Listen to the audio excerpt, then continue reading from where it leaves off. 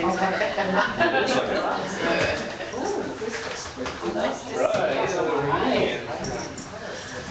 Well, welcome everybody. So wonderful to see all these new faces and some familiar faces that I haven't seen for a while, and the familiar faces that I saw recently, the familiar faces I saw a little while ago. But I have some wonderful news for you today. Do you know that the same power and presence that put the galaxies into their spin and that inspires the acorn to transform into the mighty oak tree, that same power and presence works within every one of us at every moment of every day. And so within us, we have the power to transform judgment into compassion and hatred into love. And so with that, we will sing our theme song. I've got the words here. I'm going to kind of hold it over like this way. Can you see that? Mm-hmm. All right. I am free, I am unlimited. There are no chains that bind me. I am free, I am unlimited. Right now, right now. I am free, I am unlimited. There are no chains that bind me. I am free, I am unlimited. Right now, right now. And now Susan, go the other way. Susan will read our daily word and our announcements. And as our song just said, our daily word for today matches that. It is free. Through the power of Christ in me, I am free forever. Through the Christ in me, I am free from limitation. I am not bound by circumstances or victim to negative influences. I am free with the freedom of spirit, and this is my innermost truth. I rejoice and give thanks for it. The Christ within is freedom and liberation. If I face an undesirable situation, I do not give it power. I simply but firmly declare my freedom. I am an expression of the Christ. This is the truth of me. Outward appearances have no power to hurt me, for I am centered and poised in the power of Christ. I walk serene and unafraid, filled with faith and confidence. The source of my freedom is the unfailing power of Christ within. In this power, I rise above every limiting condition, and I am free. From Galatians 5:13, for you were called to freedom. Our affirmation again, I'll read that, and then please like to join us with a second repeat. Through the power of the Christ in me, I am forever free. Through the power of the Christ in me, I am forever free. And good morning to everyone that just snuck in. So glad to have you here. Our announcements for today. We're reading The Only Thing That Matters by Neil Donald Walsh for the August-September book club. We're partway through it, but jump on in anyway. Deanna and everybody else can catch you up. Yeah. We meet Thursdays at Deanna's at 7 p.m. for a $5 love donation, and see Deanna for her address. Yes. And it's fun, and we all have meetings, but it's just, he's an easy person to read, and really if you want to join us midway, it's totally fine to do that. When was that again? Thursdays at 7. Yes. And Deanna's in Redmond. Yeah, so. Yes. Do you live in Redlands? Yes. I do not live too far from here. I'm sorry? I wonder what the address was for those who needed to know. Yeah, I can give it to you after the service okay. and give you directions. Yes. Yeah. The September calendar is on the website, and the website is brightstarchurch.org. Coming up Sunday, September 8th, we usually do potlucks the second Sunday of the month, but we have a special potluck in September. So September 8th, we're just going to celebrate September birthdays with a cake. We usually do potluck and cake and celebrate birthdays. The cake is only because the potluck will be on the autumn equinox / Deanna's housewarming. We recently moved. And that will be on Sunday, September 22nd. Happens after the service at Deanna's home here in Redlands. Bring a dish to share and we'll celebrate the change of seasons together. On Tuesday, September 10th from 7 to 9 p.m., we will have a vision board class at Deanna's home. Learn how a vision board acts with the subconscious mind to activate vision and attraction in your life. Materials charge will be $15. Mm-hmm. On Sunday, September 15th, Bright Star Youth Vision Boards will be, our kids will be making vision boards during Sunday school at 10 a.m. Yes. And fundraisers. Fundraisers? F-U-N. Fundraisers. You have to do it. It's difficult to relay that if you're not reading it. I know. Deanna's throwing me a curveball. We're collecting books for a book and bake sale to be held the first Saturday in October. We're also collecting teddy bears, kitchenware, and blue jeans. And all of this is to raise money for the Bright Star teens and to cover some office expenses. We also have a goal to save for a digital video recorder. Yes. Did you want to fill any details on those fundraisers, Deanna?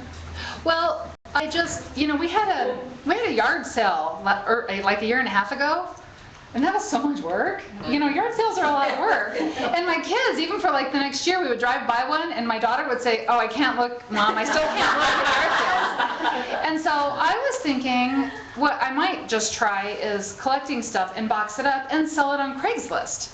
And just say like a box of kitchenware, a box of pans. The blue jeans, my husband's really good at using eBay, and so we'll probably sell the blue jeans all separate because they'll be, different sizes. And so we'll try that too, and just try some different stuff because we like to have money to do pizza night for the kids. And, they watch movies and we need to get them candy. And, we want to make sure and get them sugared up before we send them home. So, yes, that's our goal. And you do a good job. Thank you. Thank you. Well, you brought some great candy last time, so thank you. You helped so much with that. So that's it for me. Okay, that's it. Okay, good. I would just like to thank my son. We started this kind of as a family thing a year and a half ago. And my son, and I have my daughter and my husband, they all support me in it. But Adam's been the one who's really been showing up recently because my son and my daughter and my husband have had other things. And when I watch him at work here, and it just brings me so much relief because I don't have to sit and worry about if somebody got a chair or not, right? He's back there getting chairs. Stand up, honey. Adam, stand up. Stand up and just wave to everybody. Well, Mom, what are you going to talk about in your sermon this week? Right? Or after church, he'll be like, Mom, that was a great sermon. Or during the week when I'm like having an event, he'll say, Mom, do you remember what you said in your sermon? Right? So it's just, my family is just so supportive, and I thank them all. But Adam's here today, so I'm thanking him especially. Okay. So today my talk is inspired by Mr. Wayne Dyer. He wrote this book called The 10 Secrets to Success and Inner Peace. And I have really loved this book. However, because of our time frame, I'm not going to go through all 10 secrets today, but I picked out the 3 that I thought have made the most difference in my own life. So he says, when you feel peaceful and successful, you want to extend and export that peace and love. The violence, hatred, prejudice, and judgment in our world suggest that we have miles to go to reach a world of inner and outer peace. We tend to share what we're experiencing, right? We tend to, whatever it is we're feeling on the inside, we put it out there. And so I know if I'm feeling agitated, I'll respond with agitation to somebody. But when I'm feeling peaceful, I'm able to respond with love to them, right? When we're peaceful, we think before we act. And when we're peaceful, we make better choices for ourselves. And when we make better, higher choices for ourselves, that radiates out into the world. And that's ultimately our goal, is to be radiating goodness out to others, right? Now in my home, we call the lack of peace, the lack of inner peace, being frackulated. Okay, that is our word, frackulated, all right? So last week, my son and I, we drove to Yucaipa to a friend's house to get a stack of magazines, right? She lives in a mobile home park, which is like entering the labyrinth, right? And I've been there several times. I have. But this one time I drove in and I went straight when I should have hung a left. And so, but I thought, oh, I missed the first left. I'll just go left on the second left, right? But it didn't work that way. And so I'm driving, and I'm driving back and forth, up and down all these rows. And the thing is that she wasn't even home. And so she was just leaving them on the front porch. So I'm telling Adam, who went with me, okay, look on every front porch of every mobile home for a stack of magazines. Okay, and we're looking, and we drive around for 20 minutes in this mobile home park. And I remember checking the time because we had just driven back from Hemet. And I was thinking, I wonder if I've been driving around in here longer than it took me to get back from Hemet.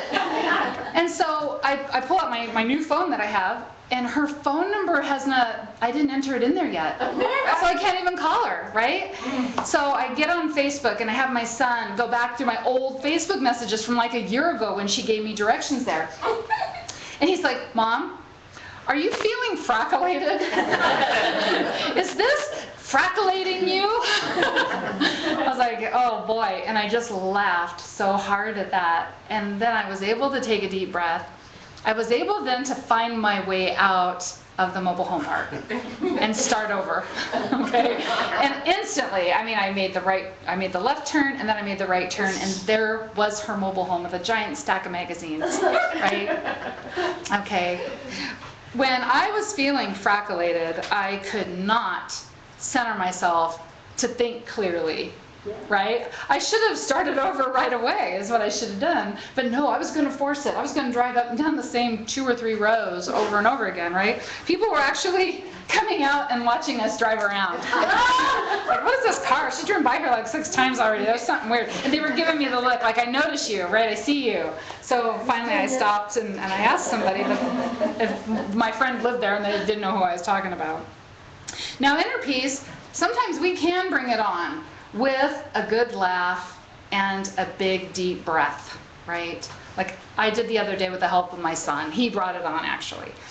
But sometimes we are in this space where we are so agitated, we don't want inner peace. We just want to keep feeling agitated. Yeah. And I know I have been there, and I'm like, no, I'm really mad right now. I'm going to stay mad. I'm going to spread some of this madness around to everybody, right? Yeah, that's my friends, my family. But luckily there are steps that we can take when we're feeling good already. And when we do the steps, like what Dr. Dyer talks about, they have a cumulative effect in our life. Okay, so they're cumulative, so on those, it's going to be easier to get to a space of inner peace. So the first step that he talks about, have a mind that is open to everything and attached to nothing. That was a good one, because most of us aren't as open-minded as we think we are. I know, I like to say I'm open-minded. So often I'm not, because I want to do something my way. I see something one way. I had, a few years ago, I had somebody I knew in my life preach to me about going gluten-free. Now I do believe gluten-free is a nice lifestyle to choose, and I personally felt the beneficial effects. But this person attacked me with this idea and said, you need to be gluten-free. You're an idiot if you're not gluten-free. And blah, blah. And they just were like going on and on about all these things I was doing wrong. And so afterwards I'm like, well, you're kind of mean person. I'm not going to do what you say to do because I don't like how you said it. And I'm going to show you, that's how it felt, because I felt attacked when I did that. Or when he did that to me. Rumi says, sell your cleverness and purchase bewilderment. You remember a long, long time ago, we had ancestors who believed the world was flat, right? Okay, now most of us will be able to remember this, because this happened in our own lifetime. Fat-free was the best way to diet. Right? Remember when people thought being fat-free was all healthy? And then they found out later it was terrible? Terrible to not put all the good fats into your body. Just the bad fats shouldn't go in there. We do have cultural and societal beliefs, though, that have steered us wrong. And sometimes we have to wait for a really open-minded person to think out of the box and say, well, maybe this isn't the best way, right? And then hopefully we get on the bandwagon. So not too long ago, just a couple years ago, I had another friend talking about being gluten-free. But she was telling me how she did it in her family and how her kids felt better and she felt better. And well, her husband is like, well, I don't need to be gluten-free. But then she says, but I think he feels better. He just doesn't want to tell me. And I loved how she said it so much that I thought, I'm going to try that. That sounds like a really good idea, right? I could be really open-minded. But I haven't always been open-minded and receptive to things. And because when somebody says you need to do something, that can kind of shut us down sometimes, right? I remember when I homeschooled my kids for many years, and when I first started homeschooling, my son was in first grade, my daughter was not even in kindergarten yet, and I was like 2 months into homeschooling little kids, right? And this person that I knew, an acquaintance, came to me and was telling me about the problems her daughter was having in school. Well, her daughter was like in 6th grade or something, right? And I said, you need to homeschool your daughter, because I know all about homeschooling it, because I've been doing it almost 2 months now. Right? And it works. It's really fun, and you should do it, right? Well, she didn't like hearing that from me, but it turns out I didn't know what was best for her family, and she just changed her daughter's homeroom teacher, and then her daughter thrived. She thrived all the way through the rest of school, right? Without me stepping in and controlling their life. Okay, so sometimes, we just can't be certain that there's just one right way to do things. Okay, we don't always see the big picture. We don't always know everything going on with our friends and our family. So we want to be open-minded so that we're trusting what works through us. When we're open-minded, that's our statement to the world. I trust what works through me. I trust that cosmic force that put the galaxies into their spin. And I know it works through everybody I know and love. And it works through everybody else that I don't know. Okay, that force works through all of us. And so if we can be inspired to make good choices, other people can too, right? And we just let that happen. That is okay. It is okay. However it works in their life, it is okay. We want to have an open mind toward ourselves also. Okay, sometimes we have kind of a closed mind about our abilities, what we are capable of. The artist Michelangelo said, the greater danger for most of us lies not in setting our aim too high and falling short, but in setting our aim too low and achieving our mark. If we are limiting ourselves, limiting what we think we're capable of, right, because we know best, we're limiting that force that works through us. We're closing our mind to all those possibilities. We're closing our mind to the potential and the inspiration that could be working through us to inspire us to think outside of the box, to do something bigger than what we thought we could do. To be open to everything and attached to nothing, that does mean not limiting ourselves. That does mean remembering that with God, all things are possible. I love the word all, A-L-L. That means everything, right? All the things in this room are in this room. All the people in this room were in this room. All things are possible. So what is that leaving out? Okay, when we're thinking about what we're capable of and what we want to do and what we dream about, what are we leaving out? Right? With God, all things are possible except for what? Now, if we have a closed mind and we're attached to a result, we're seeing an exception in there.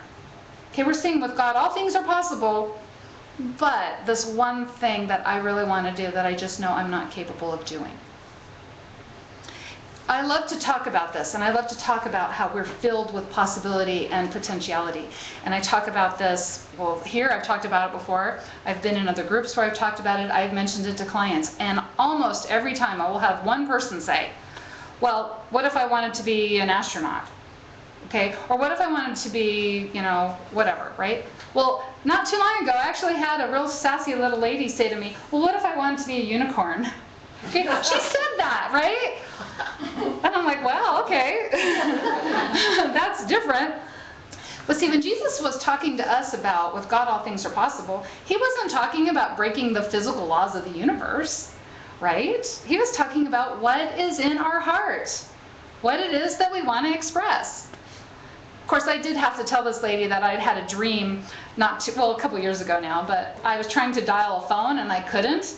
And my husband says, well, that's the trouble with you unicorns. And I said, oh, maybe I am a unicorn with the hooves. It's really hard. I guess we need Siri or something, right? We just say, please call. So Jesus is talking about with all things, God is possible. With all things. With God, all things are possible. He's talking about what we want to express in our hearts. And this is about expressing the brightest version of ourselves. What would it take to express the brightest version of ourselves? And whatever that would take, it is possible. Okay, whatever that would take, that is what he's talking about. With an open mind, with our willingness to be unattached to the outcome, that means we allow for our highest good to express. Sometimes we just don't have an idea about what our highest good is because it's so amazing and it is so beautiful. And limited thinking will keep us from imagining that and expressing it. So however that looks, it's going to be beautiful. But we have to be able to release our attachment to it to let it come to us. I know that whenever I have tried to fit my attached thinking, okay, that something had to work out exactly like this and it had to look just like this, okay, and I have attained it, I have achieved it, it has never brought me the happiness that I thought it would bring me. And it's very temporary. Okay, that attached thinking is when we say, well, I'll be happy when I do this and this. I'll be happy when I accomplish or when I get or when I buy or when I find or when I do. Okay, that is being attached to an outcome. And that's always temporary. Also, being attached to an outcome means we feel we need to be right about something, right? I love that one. Oh, that never works out for me. When we feel we need to be right because my son, he needs to do something a certain way, and that's the way he's going to live his life, and that's the way he's going to be happy. Well, he taught me a long time ago that's not going to work. He's like, Mom, you know, I don't hear you very well when you're telling me what I have to do. And I learned with him when I say, you know what I did? You know what worked for me? I tried this thing this one time, and then he's open. And then when we talk like that to anybody, then they're more open because we're not telling them they need to change. We're not telling them we need to be their puppet master and we need to control their life for them, right? So with that open mind, the open heart, being unattached, okay, that is the first step to our inner peace. And that allows us to love ourselves and everybody else just the way they are right now. It allows us to just let things happen, okay? And we can be surprised and delighted. Now the second step, excuse me, is don't die with your music in you. You like that one? I love it. I love that one. Our musician, yes. Don't die with our music in us. We are each a note in a cosmic symphony. Okay, and without us, without our notes, the symphony falls apart. Now I know Beethoven's really famous, okay, right? He's a famous guy. Pretty good. Yeah. The only thing that I know of for sure that he wrote was the Ninth Symphony. But there's probably a bunch of them. Is there like 1 and 2 and 3? Are they all like? Da da da da. Okay, but I know about the Ninth Symphony. So think about the Ninth Symphony for a second here. What note could we drop from that piece of music and it would still be okay, right? In fact, forget a note. How about a measure? In a measure, there are 4 whole notes. It depends on the measure. Right, depends on the measure. There could be 4 whole notes. The key and the time signature. Okay, there could be 16 little notes in one measure, right? But let's just say we found a measure that only had 4 notes in it, right? Now, if you have a big bucket of peanuts and you only take 4 peanuts out of there, who would notice, right? So why not drop a whole measure out of Beethoven's Ninth Symphony? Why not drop the first and the last measure, right?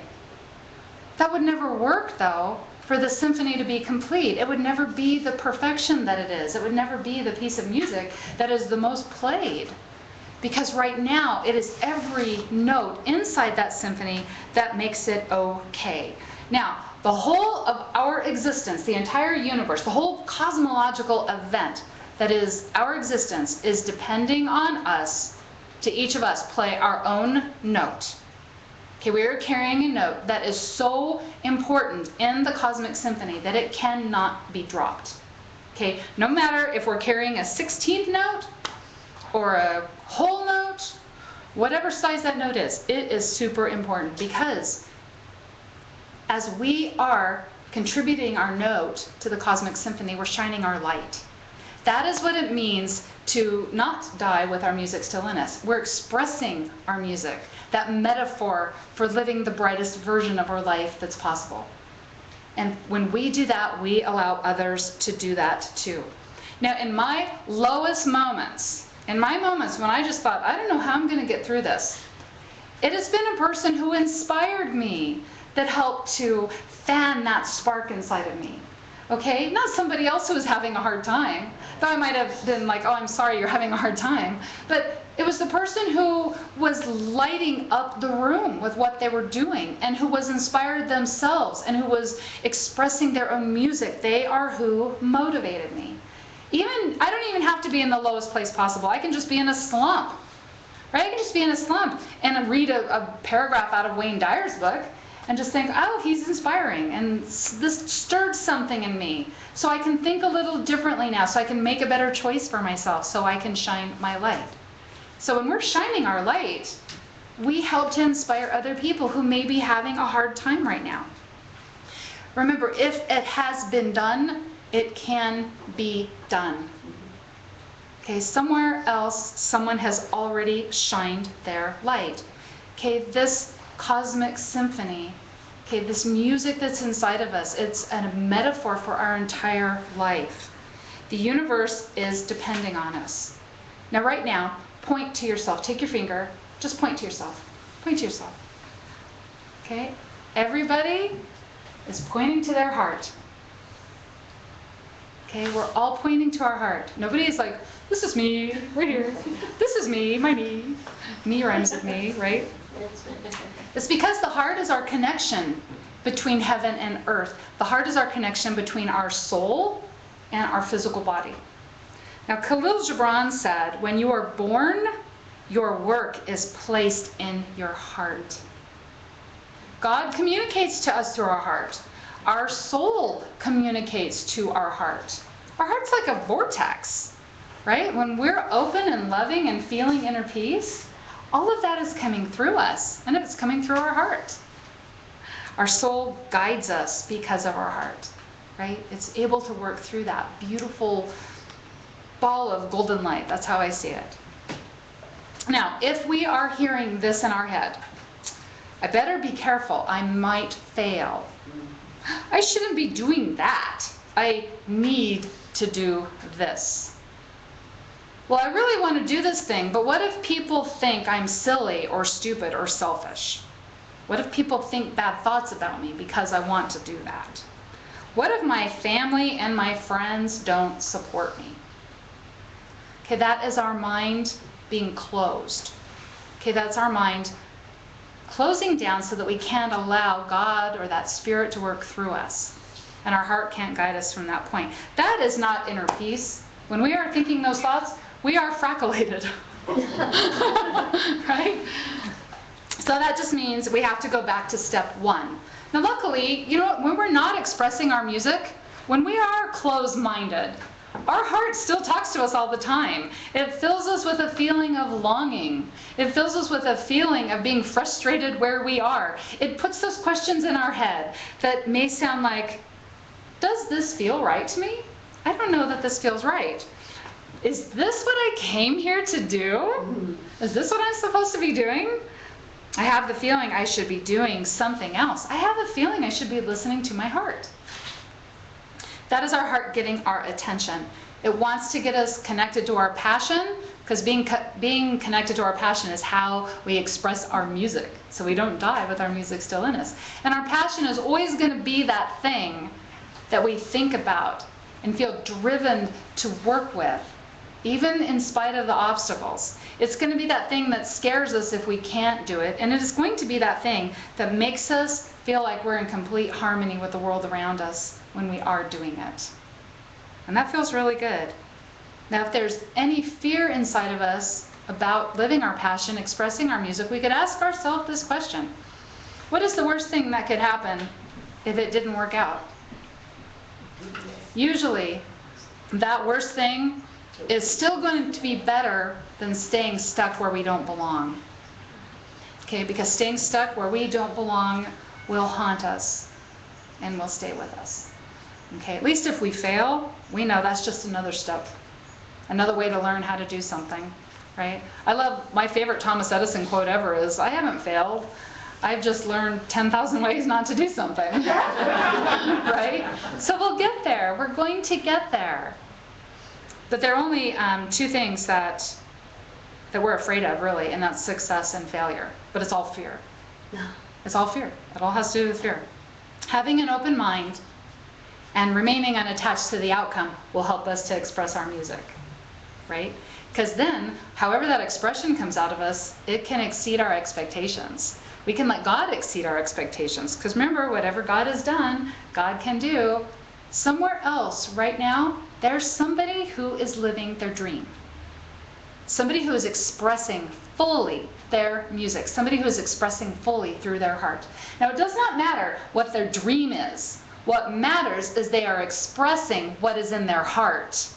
So if they can express what is in their heart, we can express what is in our heart. The same power and presence that works through them works through us, right? So with our open mind and our ability to be unattached to everything, we can let that music express through us, so we don't have to die with our music still in us. When we're feeling those things, it is easier to get to a state of inner peace. And then we can go to step 3, which is to treasure our divinity. We sometimes forget what it is that works through us. Sometimes we forget that through us all things are possible. Right? Through us, that same force that put the galaxies in their spin is coming through, right? We're not any different, we're just smaller. So think about the electricity that flows into your home for a moment. I could go home and I could enjoy my refrigerator. We all can enjoy a refrigerator, right? Some of us may even have ice cream in the freezer. And that's kind of a special thing, to have frozen ice cream, right? Because a couple hundred years ago, our ancestors didn't know about that, right? Okay, so we have that. We have our refrigerator. It's going to be like 95 degrees here today. And we'll go home. Some of us will enjoy air conditioning. And some of us will enjoy ceiling fans. And then some of us might go on the computer, okay? So imagine that I went home and I went outside where I have a breaker box, right? We all have a breaker box on our house. Okay, and so say that we decide to flip our breaker box, our little switch, right? And the electricity shuts off.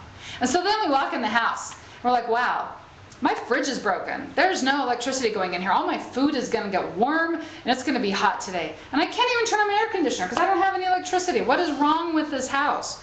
I can't even enjoy a ceiling fan, and I can't even go on my computer and go on Facebook and complain to the whole world about how frackulated I am because I have no electricity in my house, right? It's just a switch. It's just a switch. The electricity's not gone. But see, we do that ourselves. We forget about that divine nature that works through us. We flip the switch with fear, and then we feel totally lost and disconnected. We lose the awareness of what it is that works through us. I read the story of a saint and a reporter, and there was a reporter from the US, went to India. And he went to a temple where there were the gurus were meditating and talking with some tourists. And the tourists had filled the place up because they loved the energy of the gurus. They had heard that if you're just in the presence, you can experience this beautiful healing energy. And so the reporter comes walking in and starts chatting with one of the saints. And they talk about God and the universe. And finally the reporter says, "Do you think you're God? Are you God?" And the guru says, "I am God." And there's kind of a stunned silence that sweeps around them as all the tourists hear this. But then the guru says, "But you're God too." The only difference is that I don't doubt it. I trust it. I believe it. I have awareness, and you don't. That's the only difference. There is something moving through us all the time.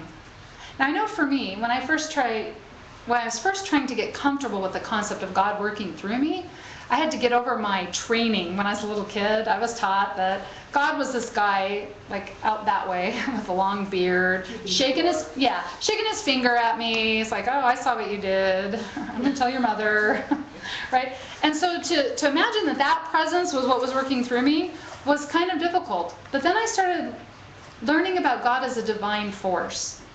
Okay, as an energy that is everywhere, the energy of love. God is life with consciousness, and it's a creative energy. So if we say to ourselves, I'm a creative force, that really feels, I think, pretty empowering. I'm a creative force. Do that. I am a creative force. Okay, that is what works through us. Each of us is a divine spark. Each of us is a force of creation. Okay, the consciousness of life flows through all of us. And you know what? We got here on this planet at the precise moment we were meant to. Right exactly when we were supposed to. Because we have a job to do. Because we're an integral part of that cosmic symphony. So we have a job to do. We have a contribution to shine our light so that we can help others shine their light. Sometimes we feel that our part is not important, and that's only because we forget what it is that's working through us. We forget what we're made of. We forget who we are and where we come from. Okay, but it's really important for us to be part of this and to have awareness. Jesus said, even the least among you will do what I have done, and even greater. So remember, we share what we are. We can't give away something that we don't have. Right? If I wanted to give all of you a nugget of gold, I would have to actually have a nugget of gold to give you. Right? We cannot share what we don't have. When we follow these steps to inner peace, just these 3 steps, I found have been very powerful for me. It gives us something else. It brings us that inner peace. When we have an open mind and we are not attached to anything, when we are expressing our music, and when we remember to treasure the divine force that works through us, that's what we're being. And so that is what we are sharing. Okay? That is what we're sharing, that light and that love that we are made from. We are exactly like what we come from. And what we come from is God.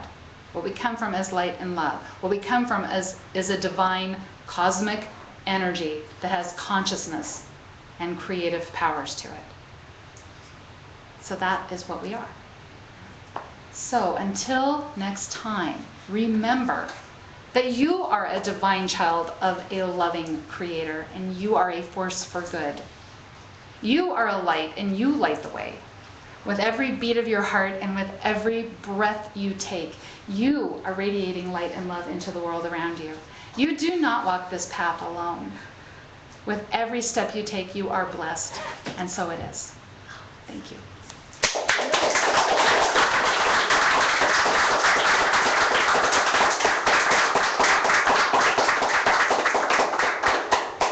Now behind us we do have a prayer box.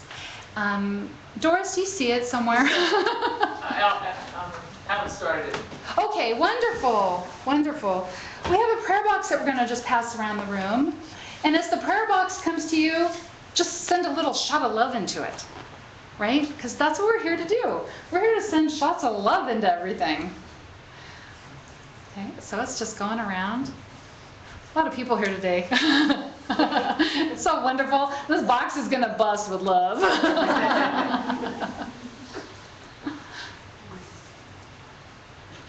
So Doris, Pearl's doing pretty good? Yeah, she said hi to everybody. Wonderful. Wonderful. Good to see you, Mike. Mike, do you have anything coming up in the next couple weeks? September 20th, we'll do the music and mantra evening again. Okay, wonderful. It's just before our autumn equinox. Yes. Say a little bit, when you were talking about feeling you need to control others and Mhm. you have the right way, and I got the cutest little thing from somebody for my birthday that said, "I'm not bossy, I just had better ideas." Sometimes we really think that, huh? It's trying to be helpful in a really annoying way. Okay. Well, as this is going around the room, let's just all take a moment and we'll center ourselves. We'll just think about the prayers, the requests for healing and love that are getting hot. Okay. Let's just become aware that in our heart center, there is this beautiful, radiating golden ball of light. Has it gone around this way? No. Okay. So just put your presence on this light, okay? And just see that this golden light, just let it expand. Let it expand outside of yourself. And just feel the love that is working through there. Feel this connection to your source. Feel this connection to all the realms of light, all the realms of love. And we just think about the requests that are in this prayer box right now. Maybe people we know and love, maybe people we don't know yet, maybe some friends to still come. And think about what they're requesting. And we just put them in the light and we see them already as having this loving presence moving through them. We shine the light for them when they need it. We remember for them when they can't, what it is that does work through them. And then we think about any of our own concerns, any of our own worries. We just put those into the light also.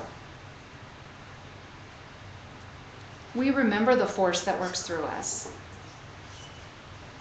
And we see that all of those worries, all of the concerns that we have, they are already filled with light and love. They are already being taken care of for us in the heavenly realms.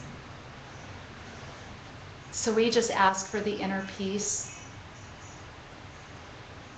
to have the patience. We remember that a bean sprouts much quicker than an acorn into an oak tree. And some of our requests are bean sprouts and some of them are oak trees. We know the timing is perfect no matter what. So we hold that space for ourselves. We hold the space of peace for our loved ones. And we hold the space of peace for those that we don't know yet. And so it is. Amen. Amen. Thank you. Okay, so now what we usually do is we